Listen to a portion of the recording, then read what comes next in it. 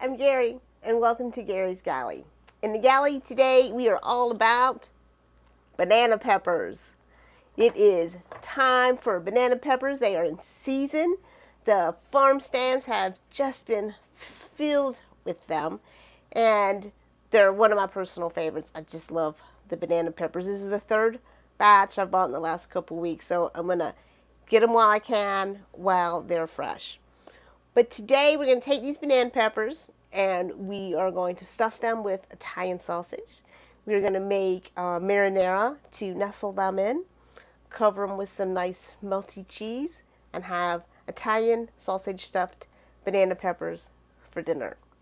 One of the very first things that we want to do is get our marinara sauce simmering, because we want this sauce to simmer for a minimum of 30 minutes. Hopefully more like an hour, but it takes 30 minutes for canned tomatoes to lose that tinny taste. So a minimum of 30 minutes. The longer we simmer it, obviously the thicker it's going to get. Now, any time I make a tomato sauce for a marinara or pizza sauce or bolognese, my choice of tomatoes is whole peeled tomatoes, and the style is the San Marzano style tomato. It doesn't have to be this brand. Lots of different brands make this style of tomato. This is an Italian plum tomato, and they are thick-walled, low seed count, low acidity, and high sweetness ratio, and that makes them perfect for your tomato sauces. If you don't have the whole plum tomato, the whole peeled tomato, you could do a crushed tomato or you could do a tomato sauce. Just don't use diced tomatoes. Canned diced tomatoes are treated with something, and that stops them from breaking down if you ever put them in a soup and they hold their shape, and that is why. So that is not something we want in our sauce, because we want these tomatoes just to break down and to make this beautiful sauce for our banana peppers. So let's get started. Let's get this sauce simmering. So with your pan on medium heat, I'm going to do about a tablespoon of olive oil, and I'm going to add half of an onion, and I'm just going to let that sweat. And while that is sweating, we're going to get our tomatoes ready. So I have my can of tomatoes in a bowl, and I just want to use my hands and crush them. And I do find that my hands are the best, or my favorite way to do this. And we are going to come back after this simmers. We are going to come back and use our stick blender to blend it all up. If you don't have a stick blender, you can do a regular blender, you can do your food processor, you could even do a food mill. But you just want to give this initial break, and these tomatoes look beautiful. I just love these tomatoes for sauce.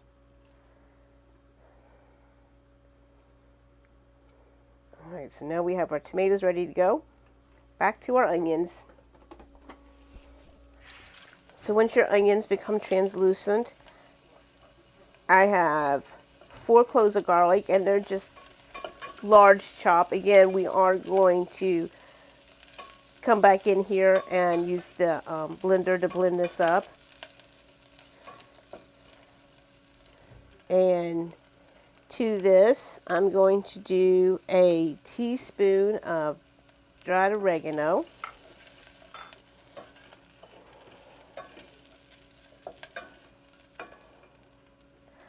and some crushed red peppers, and maybe about 1/4 of a teaspoon. And you can adjust this yourself how much of a kick that you want.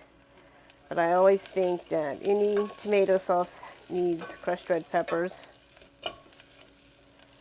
Now I happen to have some wine that we had opened the other night. So I've got some Zinfandel. This is one of my favorite bourbon barrel aged Zinfandel. So I am going to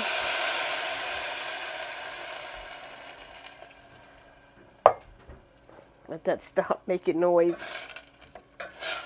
Add just that little bit of that Zinfandel. If you don't have a red wine opened and you don't plan on finish that red wine with dinner, I wouldn't open a bottle of red wine just to do this. You can absolutely leave the red wine out. But red wine goes great with this dish. So if you wanted to open a bottle to have with your dinner and your peppers, then I would add a little bit in. And I just want to give this a minute here and let that red wine reduce a bit. I wish you could smell this. So we're going to give this about 2 to 3 minutes for the wine to reduce.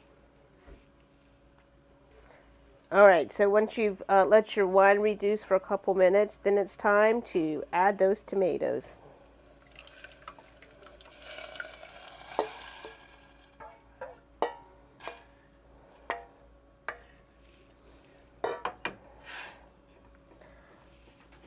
Mix everything up. I'm going to do my 5-pepper blend here. A few good turns, and I'm going to wait till the end to salt it because this is going to be cooking and reducing. I don't want to do my salt now or else it could get too salty. So I'm going to wait till after I blend it, taste it, and then I'll add the salt. But I do have 2 sprigs of basil with their stems, because we're going to pull that out before we blend. So we're just going to leave those in there. And we're going to let this sit and come to a simmer. And simmer for, again, a minimum of 30 minutes. So I like to leave my peppers whole, cut the top, and clean them out. And I find that my boning knife is a great tool for this because it's long and skinny and gets down in there and breaks all that membrane up.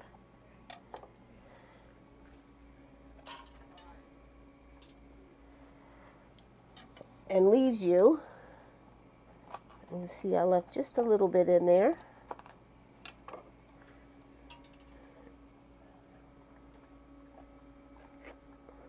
With a nice empty pepper.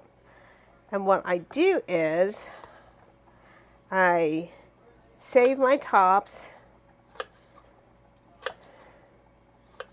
and dice them up.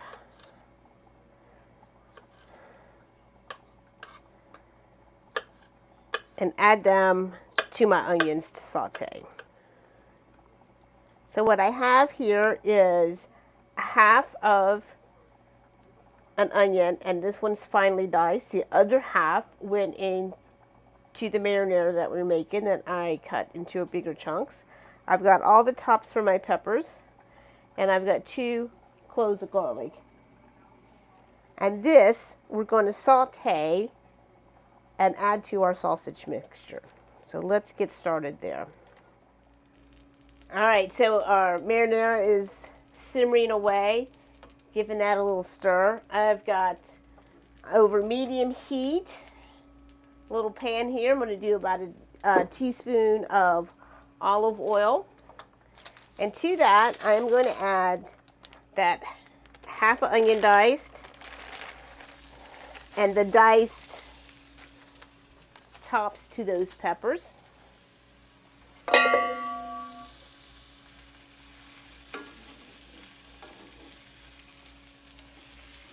So I just want to cook this until the onions become translucent, and then we're going to add some garlic to that. And the Italian sausage that I have, this is from the Schenck family farm from Newport, which is about maybe 5-8 miles from the boat here. I picked this up the last time I was at the farmer's market, and it's been in the freezer, so this is a perfect opportunity. Use whatever fresh Italian sausage, whatever your Italian choice of Italian sausage is. And I'm going to take a fork and start breaking this up. So to this Italian sausage, we are going to add our onions and garlic and pepper mixture that we have. And let's see how we're doing, if I can do my garlic. You don't want to do your garlic with your onions because your garlic needs a minute. It'll burn really fast, especially when it's finely minced. It's going to burn really fast. But I want to take a moment and talk to you about my new garlic press. Now, I've always just chopped my own garlic. When I was doing my apprenticeship at the Atlantic Country Club, and we would have to do sometimes a gallon or a half a gallon of garlic, and Chef wouldn't let us use the food processor. We had to chop it all by hand.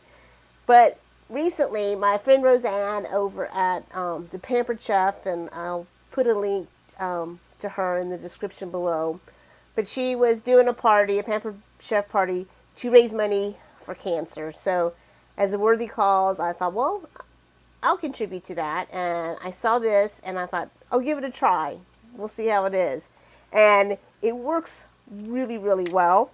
And it has this nifty little brush that you put up into the holes to help you clean it. And you don't have to worry about where your brush is and someplace to keep it, because it has its own home right here. So little shout out to you, Roseanne. And I think it does a really good job. Now, I have 2 cloves of garlic, but these are pretty large cloves of garlic.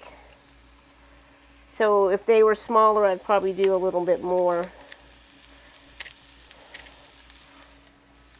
So in we go with our garlic. And we'll let that go just about a minute. And while that's finishing off, I am going to do 2 teaspoons of my homemade Italian seasoning. And I kind of want to do that while it's in the skillet, because that oil is just really going to wake those spices up. And we're going to do our crushed red pepper again. And I like just to kind of give them a little grind between the hands to, again, wake all those oils up out of there.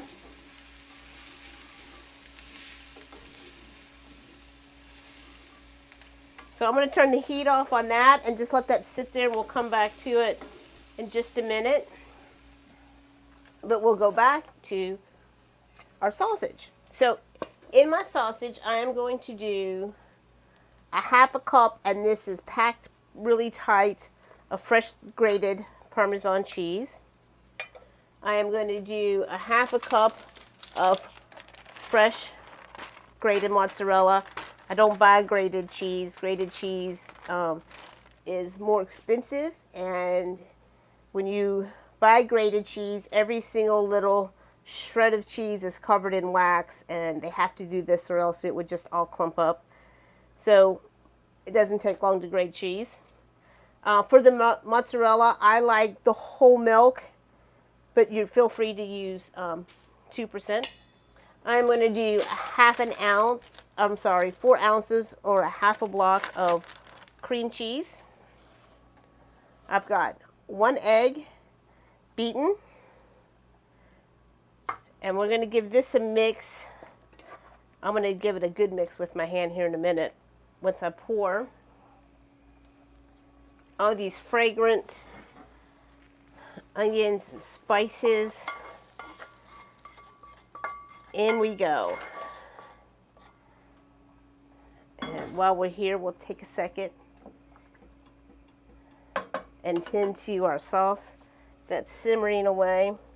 Now, I find the best way to do this is just like with the tomatoes, is just to get your hands in and go for it. I'm giving it a stir, let those onions cool down before I go in here with my hands.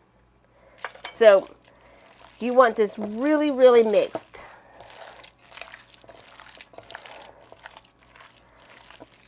All combined. I love banana peppers. I think banana peppers are probably my favorite topping on pizza. I just love them. We made stir fry the other night, and because I had them, because they're in the refrigerator, because they're in season, I added those to the stir fry. That was really good. I added them to sauteed corn the other night. So lots of uses for these banana peppers. And there was a restaurant, I think, in Myrtle Beach that I went to a couple months ago, and they had fried banana peppers as one of their appetizers. And of course, I had to go for that. And I think those were just the jarred banana peppers, and then they breaded them and fried them, and that was very, very tasty. I would go back and get those again and again. Okay, so they're mixed up. Next, we get to stuff our peppers. All right, so once your mixture is all mixed up, I find the best way to stuff these peppers is with my pastry bag. It's not just for buttercream. It is for my pepper mixture. And this just helps you get all of that mixture all the way throughout your whole pepper. So we're gonna make sure we're coming out there. So what I do is put my bag in and start squeezing, and you'll feel the resistance. You'll feel as it fills up and it hits that bag, and you feel that resistance. And at that point, then you just start continuing to squeeze and work your way up. And then you have this beautiful stuffed pepper. I try, especially when I'm doing stuffed peppers, to get the peppers that are the straightest. That doesn't always happen. Sometimes you can't. So again, we're going to go in as far as we can. I'm going to squeeze till I feel that resistance, and you'll feel it start to push back on you. When you feel that resistance, then very slowly, while squeezing your bag, work your way out. So obviously we have a crooked one, but it's when you're doing with the bag, it works the same way. So we're going to squeeze till we feel that resistance, and then just work our way out. But one of the biggest reasons I like to get the straightest ones, because then they lay in my casserole dish nice. So we're going to finish stuffing these, and we're going to come back and finish off our marinara and lay these peppers out on top of it, put a little more over it, and into the oven they're going to go. So we'll be back in just a moment. So I've let this marinara simmer for about 45 minutes. And then I'm going to use my immersion blender and blend it up. Doesn't it look beautiful? So we're going to give it a little taste.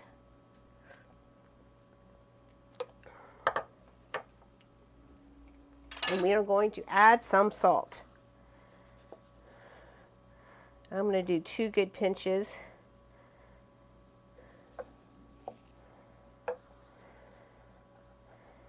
And then we will taste again.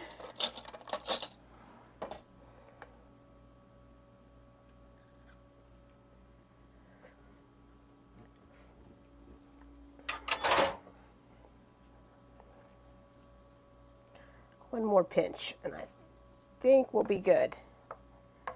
So now our sauce is ready. Our peppers are stuffed. And speaking of salt, I did neglect to salt and pepper my sausage blend. So don't be like me, don't neglect that step.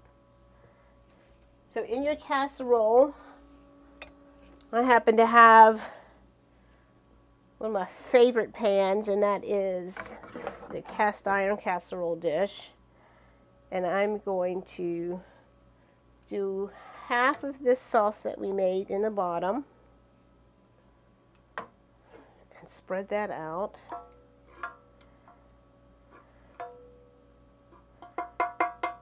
And I did take that sprig of basil out of there. So, well, I like when they're straight because they lay in here better. And I do cattywampus, and that also helps them lay nice when you do them every other way.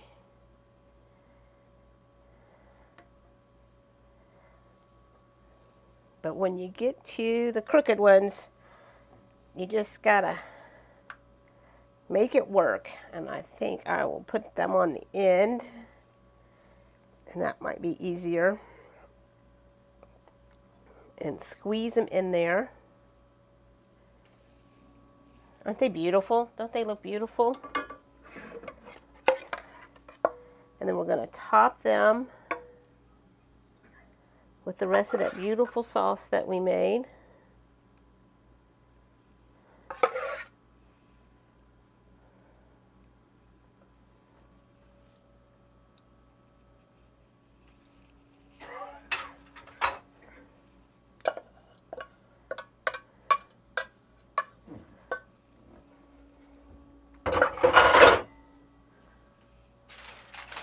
We're going to cover this with foil, and I obviously cut my foil too short.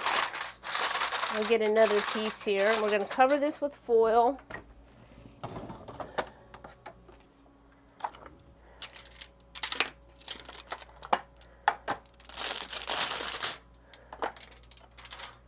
And $3.75 for 30 minutes. Then we're going to pull it back out, top it with some cheese, and put it back in. So for now, in the oven, $3.75 for 30 minutes. So our 30 minutes is almost up. The timer's going to go off here in about 30 seconds. This is a cup of Parmesan and a cup of that mozzarella that I shredded. And this is going on top of our peppers.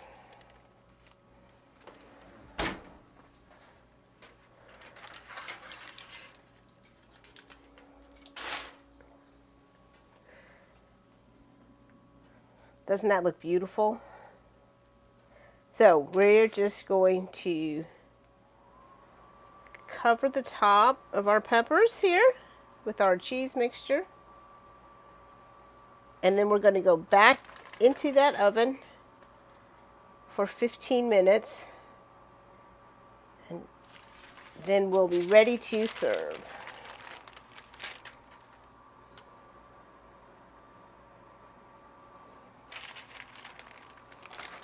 I don't want to waste any of that beautiful cheese. All right.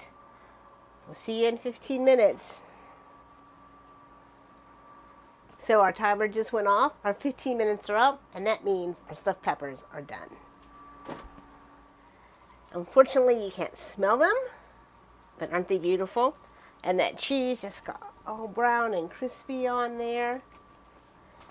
So I hope you enjoyed making the stuffed peppers. Now you can use this to stuff bell peppers or even hatch chili peppers, and you can really get some hot ones in the hatch chili peppers. So you can stuff any of your favorite peppers like this. I hope that you're inspired by this and go get some fresh peppers from your farmer's market or local stand or even the grocery stores. Now I did do a rookie mistake, And I did not salt and pepper my sausage blend. If you go to the website over at Gary's Galley where the recipe is, and I'm going to put that link in the description, there is salt and pepper in there. So don't be like me. Don't pull a rookie mistake and forget your salt and pepper. If you truly, truly want to, you can buy a jar of marinara sauce and not have to make your own, and that might simplify it even more for you. But as you saw, that was pretty easy to do. It's pretty simple and pretty quick to have some fresh marinara sauce. I'm afraid to take a bite of this because I'm afraid it's going to be way too hot, but let's see what happens when we give this a cut.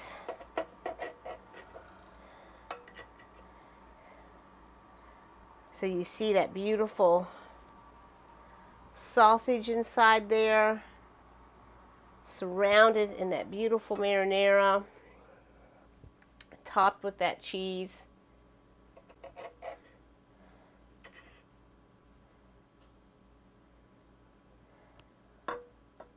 So, thank you for joining us today.